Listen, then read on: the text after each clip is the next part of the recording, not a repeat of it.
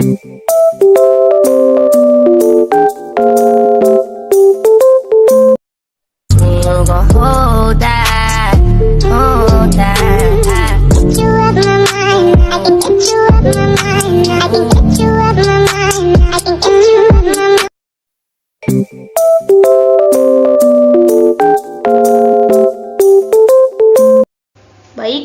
perkenalkan nama saya Priski Indri dengan NIM 2210417746 kelas M4 Manajemen, mata kuliah Supply Chain Management. Di sini saya membuat video untuk memenuhi ujian tengah semester dengan dosen pengampu Pak Adi Mursalim, SEMM. Baik, saya lanjut. Soal pertama, perbedaan logistik manajemen dan supply chain manajemen. Logistik manajemen lebih fokus pada aktivitas seperti pengadaan, distribusi, pemeliharaan, manajemen persediaan. Supply chain manajemen memiliki cakupan yang lebih luas, tidak hanya dengan manajemen produksi dan distribusi, namun meliputi pemasaran, pengembangan produk, keuangan, layanan konsumen. Di sini juga ada persamaan logistik dan supply chain manajemen. Yang pertama, kesamaan dalam pengelolaan arus barang atau jasa.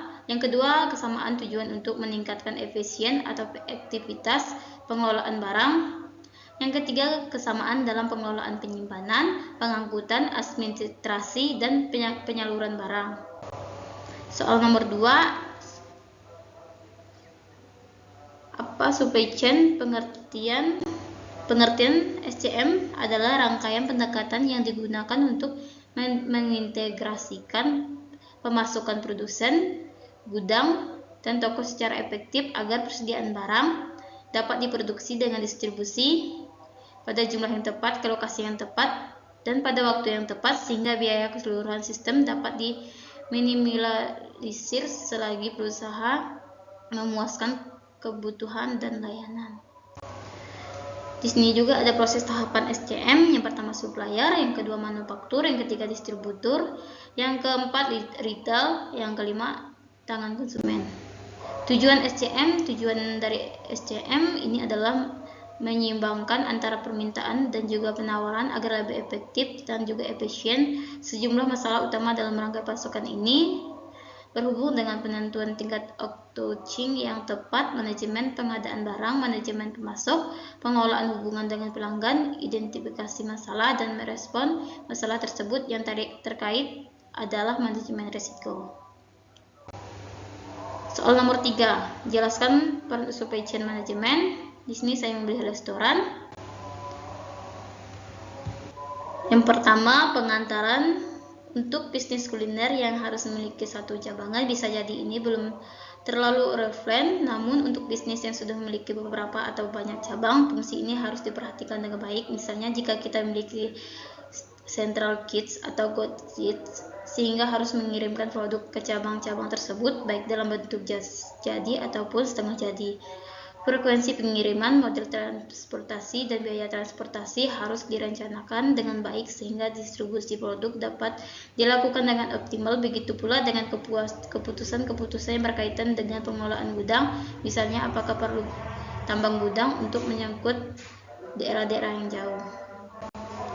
Yang kedua, perencanaan planning. Pertama, memiliki demand planning. Bagaimana perencanaan dilakukan atas permintaan konsumen yang memiliki kaitan erat dengan fungsi marketing atau sales. Yang kedua, supply planning.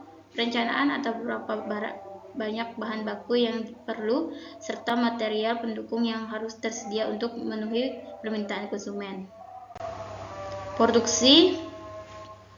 Proses pembuatan produksi akhir, hal-hal yang perlu dikelola, misalnya bagaimana standar produksi dapur atau barang, berapa tingkat kematangan yang pas, dan bagaimana proses pengecekan kualitas atau atas produksi. Jadi untuk menjaga citra dan kepuasan konsumen bergantung pada satu bisnisnya. Terkadang fungsi produksi ini bisa saja dimasuk ke dalam bagian operasional, namun pada dasarnya proses produksi ini adalah bagian yang terintegrasi dari SCM itu sendiri.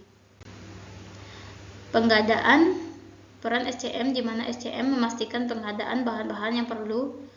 Jadi setelah direncanakan selanjutnya diadakan atau disediakan barang yang dibutuhkan. Hal-hal yang perlu dikelola termasuk proses pencarian supplier dengan harga yang paling kompetitif, proses negosiasi harga dan terima pembayaran, proses pemesanan, pembelian, atau proses PO sampai penerimaan barang dari supplier, termaksud pengelolaan persediaan atau inventory management.